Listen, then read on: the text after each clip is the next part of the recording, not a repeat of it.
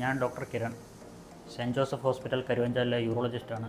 ഇന്ന് ഞാൻ കിഡ്നി സ്റ്റോണിനെ കുറിച്ചാണ് സംസാരിക്കുന്നത്. എന്താണ് കിഡ്നി സ്റ്റോൺ? ഈ ചൂട് കാലാവസ്ഥയിൽ മിക്ക ആൾക്കാർക്കും കണ്ടുവരുന്ന ഒരു അസുഖമാണ് കിഡ്നി സ്റ്റോൺ അഥവാ മൂത്രക്കല്ലുകൾ. എന്താണ് ഇതിൻ്റെ രോഗലക്ഷണങ്ങൾ?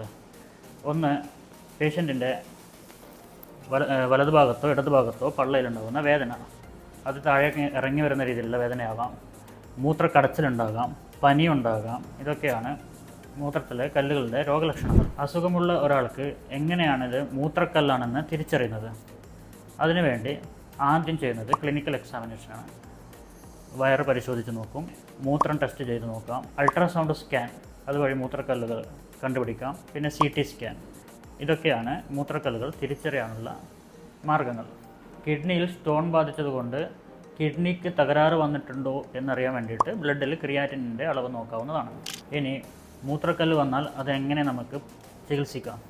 ചെറിയ മൂത്രക്കല്ലുകളാണെങ്കിൽ അത് നമുക്ക് മരുന്ന് വഴി തന്നെ ചികിത്സിച്ച് മാറ്റാൻ പറ്റുന്നതാണ്.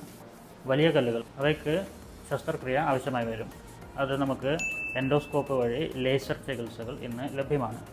ഇനി മൂത്രക്കല്ല് എങ്ങനെ വരാതിരിക്കാം? നല്ലവണ്ണം വെള്ളം കുടിക്കുക, പഴവർഗ്ഗങ്ങൾ, പച്ചക്കറികൾ എന്നിവ നല്ലവണ്ണം കഴിക്കുക, കൂടുതൽ കാപ്പി, ചോക്ലേറ്റ് എന്നിവ കഴിക്കുന്നത് ഒഴിവാക്കുക. ഇതൊക്കെയാണ് പൊതുവെ നമുക്ക് സ്വീകരിക്കാവുന്ന മാർഗ്ഗങ്ങൾ.